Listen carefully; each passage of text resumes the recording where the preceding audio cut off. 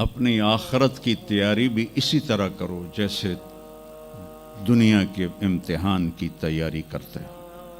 آپ نے حضرت علی کا ہاتھ پکڑا اور یوں اپنے سینے سے لگا لیا اور فرمایا اترضی ان یکون منزلک مقابل منزلی، علی تجھے مبارک ہو، جنت میں تیرا گھر میرے گھر کے سامنے ہے۔ تو وہ رونے لگے۔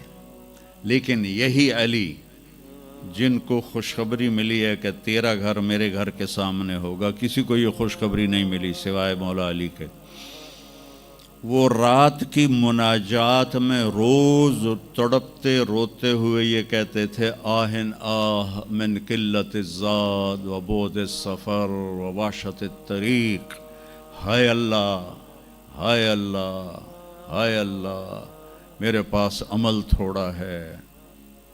تھوڑے عمل والے کا گھر نبی کے گھر کے سامنے بنتا ہے؟ میرا عمل تھوڑا ہے، رستہ تنہا ہے، کبھی دیکھا نہیں اندیکھا ہے، یا اللہ پتہ نہیں میرا کیا بنے گا۔ یہ روز کی پکار اور مناجات تھی۔ اور پھر دنیا کو کہتے الیہ تغررتی، دنیا تو مجھے دھوکہ دیتی ہے، ہی ہاتھ غری غیری، چل دفعہ ہو جا کسی اور کو دھوکہ دے، میں بتتو کی ثلاثہ، میں تمہیں 3 طلاق دے چکا۔ تو جن لوگوں نے آخرت کو بنا لیا وہ کامیاب ہیں، اور جن لوگوں نے آخرت کو نہ بنایا تو وہ کچھ بچے ہڈ بلوں کی ویسی نام لے لیا ہے، سیر کے لیے گئے کشتی کی، تو وہ کہنے لگے ملاح سے چاچا تنو کیمسٹری آمدی؟ اس کہ پتر اج ہی نہ سنیا کی ہوندی ہے؟ اس کہ تینوں پتہ نہیں ایسی سپیریئر یونیورسٹی دے سپیریئر لڑکے ہیں، سانو ساری کیمسٹری دا پتہ۔ دوسرے نے پوچھا چاچا تو فزکس پڑھی؟ کہ میرا بچہ میں تو اج ہی نہ سنیا، ساری حیاتیہ بیڑی بائی ہے۔ تو چاچا تیری ادھی زندگی چلی گئی، ادھی زندگی ختم ہو گئی، سانو ایک اسی سپیریئر دے سپیریئر بچے، ساڑا برائٹ فیوچر۔ اتنے چھک موج آئی تے کشتی ہوئی ڈاواں ڈول۔ اس کہ پترو ترنا سکھیا ہی نے،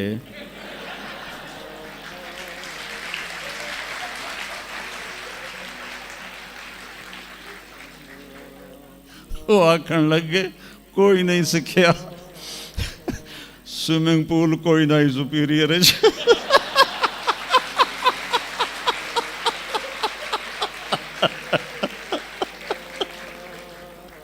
تو وہ ملا کہنے لگا پترو میری تو ادھی گئی تو تہاڈی ساری گئی۔ تو میرے بچوں، مرتے وقت ایسا نہ ہو کہ تم کہہ رہے ہو ساری برباد ہوگی۔ اپنی زندگی، اپنے نبی کی زندگی پڑھو۔ چند تو فرائض ہیں جو میں نے ابھی پہلے گنائے ہیں، اس کے علاوہ سچ انسان کو عزت دیتا ہے، دیانتداری انسان کو عزت دیتی ہے، رزق حلال انسان کو بلند مقام باوقار بناتا ہے، اور اچھے اخلاق فرشتوں سے بھی اوپر اس کو لے جاتے ہیں۔ آپ نے فرمایا جس کے اخلاق اچھے ہوں گے میں جنت الفردوس میں گھر لے کر دوں گا۔ تو نماز کی عادت ڈالو۔ کچھ بچے جی نہیں پڑھی جاندی، کچھ دن میں کوئی ایک نماز ضرور پڑھو، جمعہ پڑھو، ایک نماز ضرور، پھر وہ 2 ہو جائیں گی، پھر وہ 3 ہو جائیں گی، پھر وہ 4 ہو جائیں گی، پھر وہ 5 ہو جائیں گی۔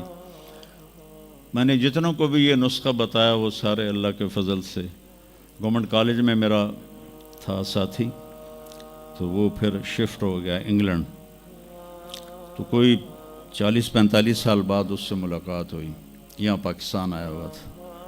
تو میں نے کہا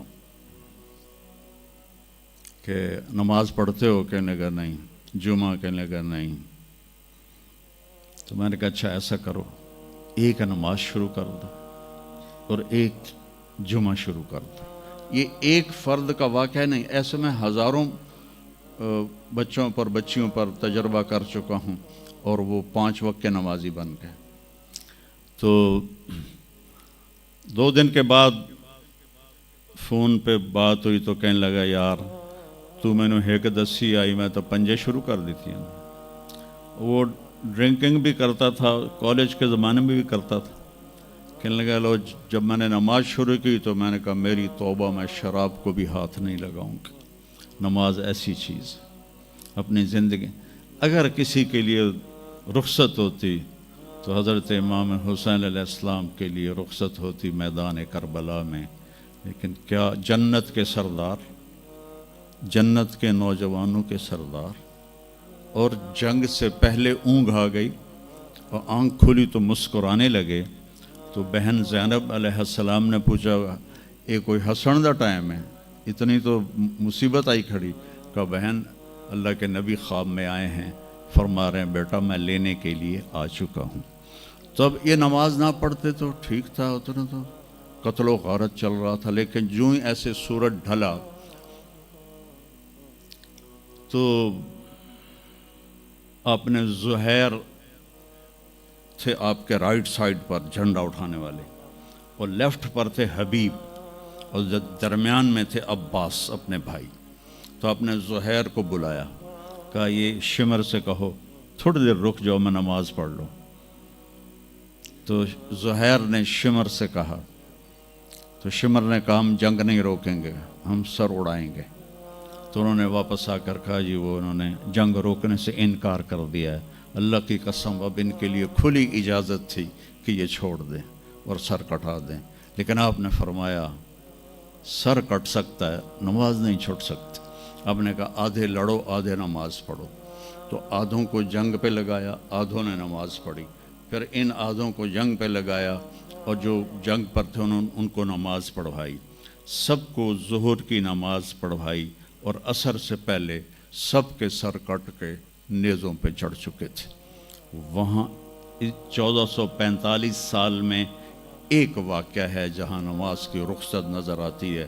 لیکن میرے نبی کے نواسے نے ایک مثال قائم کی, پوری امت کو ایک پیغام دیا کہ زیر خنجر بھی یہ پیغام سنایا ہم نے, نماز نہ چھوڑو. کبھی قضا ہو جائے تو رات کو سونے سے پہلے قضا دے کے سویا کرو.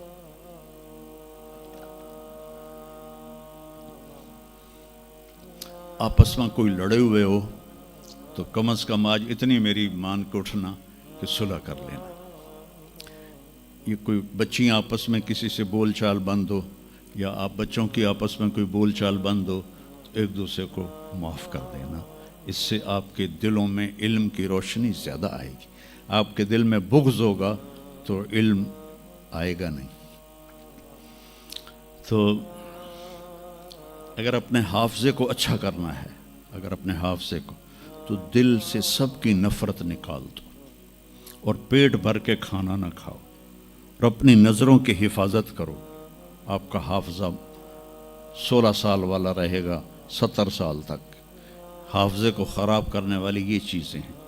پھر جن سے پڑھتے ہو ان کو عزت دو, ان کا ادب کرو, ان کا احترام کرو.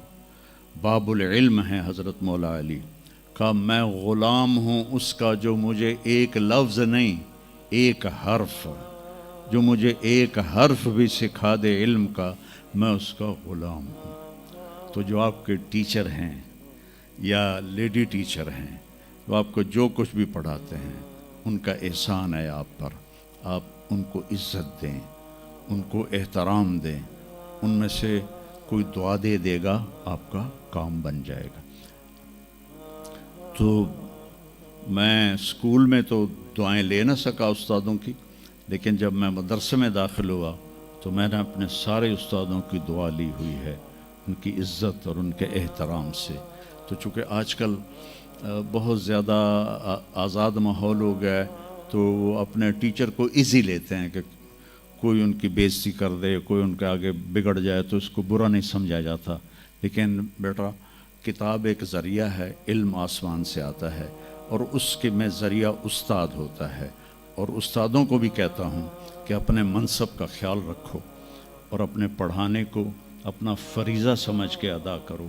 سر سے اتارنے والا کام نہ کرو, اور بھاگا دوڑی والا کام نہ کرو, بلکہ اپنی نسل کو تیار کرو. جس دن ہم اپنا علم یہیں سے حاصل کریں گے اور باہر یورپ جانے کی بجائے اپنے ملک میں ہمیں اپنا علم ملے گا تو پھر ہماری عزت کا دور شروع ہو جائے گا۔ جب تک ہم علم میں غیروں کے محتاج ہیں تو ہم انہی کے محتاج رہیں گے۔ تو یہ چند ایک باتیں آپ کی خدمت میں ہیں، اور جب آپ کو چھٹیاں ہوں تو تبلیغ میں کچھ وقت ضرور لگائیں، اس سے آپ کو فائدہ ہوگا۔